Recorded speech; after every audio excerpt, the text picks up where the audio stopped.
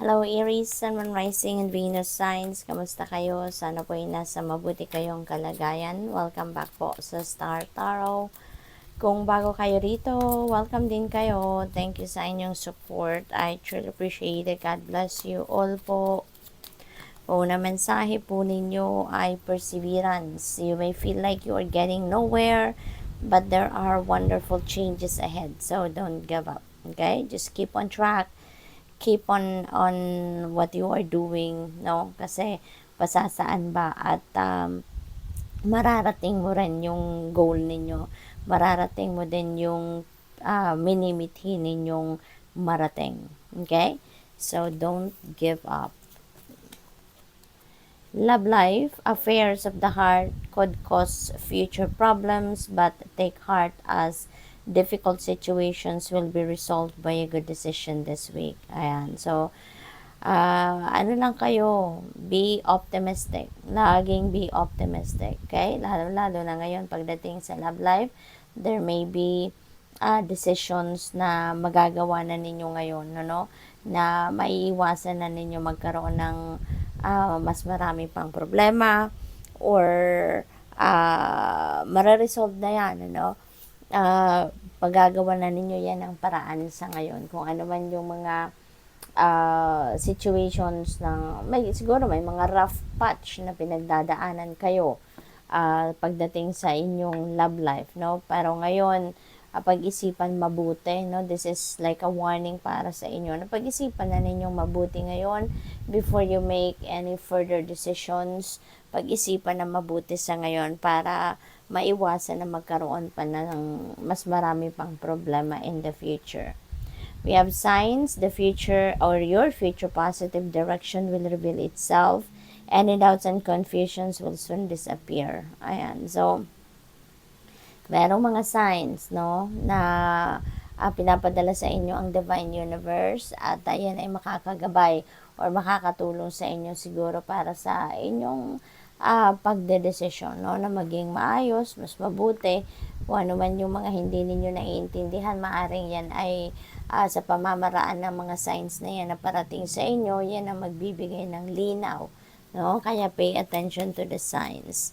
We have sexuality, existing relationships could find a new passion and heighten sexual attraction. Ayan. So, maganda.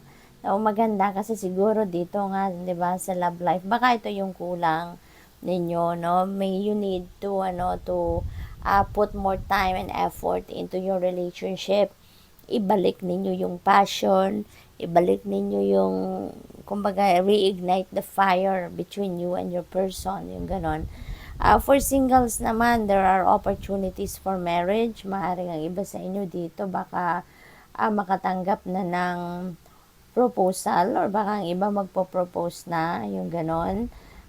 Beware of temptations also, no, doon sa mga singles, baka merong mga ano dyan, mga indecent proposal, mga ganon, ano. So, ingat kayo. At saka, sabi din dito, a child will also bring great joy. So, siguro meron ng mga anak ang iba sa inyo at ito you are going to enjoy the company of your children or baka ang iba sa inyo merong paparating na baby, no? Baka kayo ay manganganak ang iba. So what else?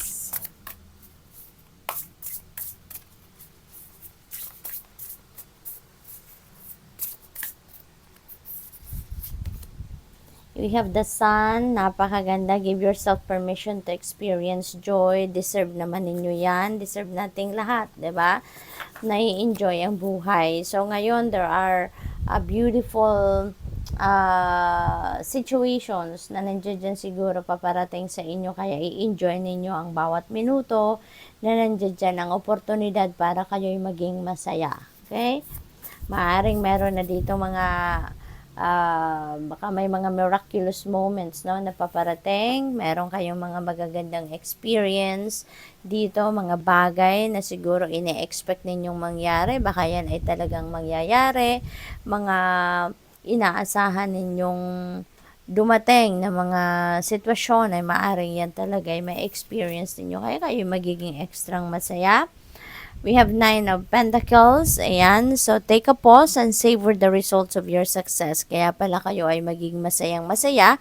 Kasi si Nine of Pentacles din, ano, this is a time for reaping the rewards of your hard work. Ito yung time para ma-experience ninyo. Ito yung time para ma-savor ninyo, no? Yung luxury, yung financial freedom, yung financial comfort. Ito na yung bunga ng inyong pagsisikap. Ito na yung bunga ng inyong pagtsatsaga, no? Mahahawakan nyo na to. There is financial reward na makakamit kayo ngayon. Financial abundance and prosperity also, no? Kasi this is about wealth. This is about money coming your way. What else? We have 10 of Wands. 10 represents endings and beginnings. Meron dito mga tatapusin na kayo, no? Na mga chapters sa buhay ninyo because ayaw nyo na, pagod na kayo. Maaring nasawa na kayo sa kakaantay na sana ay may tumulong sa inyo, sana ay may maging karamay kayo rito, pero maaring wala. 'Di ba? Kaya ngayon, it's taking a toll on you. So, magigising na kayo sa katotohanan na tama na. No, tama na. You need help. Kung wala kayong makakatulong talaga, maaring yan ay i-give up nyo na din, ano? Sabi dito, why make things so much more difficult than they need to be? 'Di ba? Kaya parang ano na to, for the longest time, baka naging martir kayo. For the longest time, talagang tiniis ninyo, nahihirapan kayo, kinaya ninyong mag-isa. Pero ngayon, no, maaring hindi na, no, na-realize nyo na dito na bakit puro na lang nasa balikat ninyo. Ginawa nyo naman na ang lahat, parang kung baga nagawa na ninyo yung mission ninyo, pero wala pa rin tumutulong sa'yo, no? So parang bakit kailangang ikaw ang lahat? Bakit kailangang ikaw yung lahat ang gagawa? Ikaw lang magsasakripisyo, ikaw magtitiis, no? Whereas, ang ibang mga tao sa paligid ninyo, pa-chill-chill lang, 'di ba? So, yun. What else? We have Page of Wands. Just because you're passionate about it doesn't mean it will be effortless, 'di ba? So kailangan pa rin talaga na mag-effort, no? There is still a need for you to do more efforts, to work harder kahit yung mga gagawin ninyo dito this is the things that you love to do. Kailangan pa rin natin na magsakripisyo ng kahit papaano. 'Di ba? Hindi lahat magiging madali. Wala namang instant na mga pangyayari. Everything, we need to put effort, time, energy into something. But there is an opportunity sa inyo sa ngayon, no, na talagang ma-excite din kayo rito. Pero it doesn't mean na hindi nyo na kailangan dito mag-effort. Kailangan pa rin mag-effort. But you are blessed, no? Na mayroong opportunity dadating or dumating at kahit papano, ito ay mag-i-excite ka rin because this is what you love to do, no? So, put more effort on it para mabilis kang magtagumpay. So, good luck. Thank you for watching. Love and light. Namaste.